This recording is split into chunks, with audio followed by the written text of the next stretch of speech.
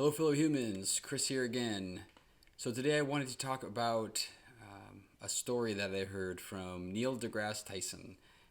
He told this story about running into this fellow who told him that he didn't believe that we actually landed on the moon. He believed that it was fake, and he said, I just don't believe it. I just think the government covered it up."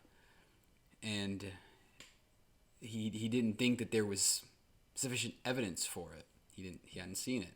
So Neil said to him, "Well, the rockets that went to the moon had a certain amount of fuel on them. There's a certain amount of fuel required in order to get to the moon and to return to Earth.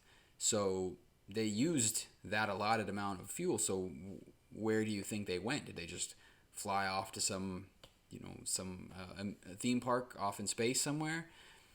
And the person basically said, I just don't believe it. I think the government covered it up."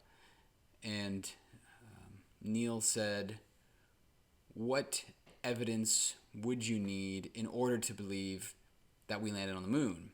And the guy says, "Well, if there were pictures of the landing, I suppose I could believe that it happened." So Neil deGrasse Tyson pulls up the NASA website that has the pictures of the lunar landing, shows them to him, shows him the footprint of Buzz Aldrin and Neil Armstrong, and shows the ship, shows them there, shows the whole scene. And the person looks at the pictures, analyzes it, and then he says, "Well, this is a website off of NASA. That's a government agency. So they could be involved in the conspiracy." And at this point, Neil says, "I'm walking away. I'm done. I'm done with this conversation. I asked you what evidence you wanted. You told me what you needed, and I provided it to you, and you still don't believe it." It reminded me of what I said the other day about questioning the consensus and being a skeptic and what it really means to be a skeptic, and how it doesn't mean just being a contrarian just for the sake of it, just for I want to just disagree with everything. It means having a healthy skepticism of things that you hear, and having a certain requirement, expectation of evidence that you would need in order to subscribe to whatever the thesis is. There's definitely people right now that there's no amount of evidence that will provide them with the necessary information to do the right thing. And it's unfortunate. We're going to just have to try to get to that 70% any way we can. It's taking a lot longer than it should. But I wanted to say one other thing about science. What I like about science, rarely is anything a black or white situation. It's not like it's just A or B. This has been coming up again with masks. You see senators on the floor talking about, well, do the masks work or don't they work? Do the vaccines work or don't they work?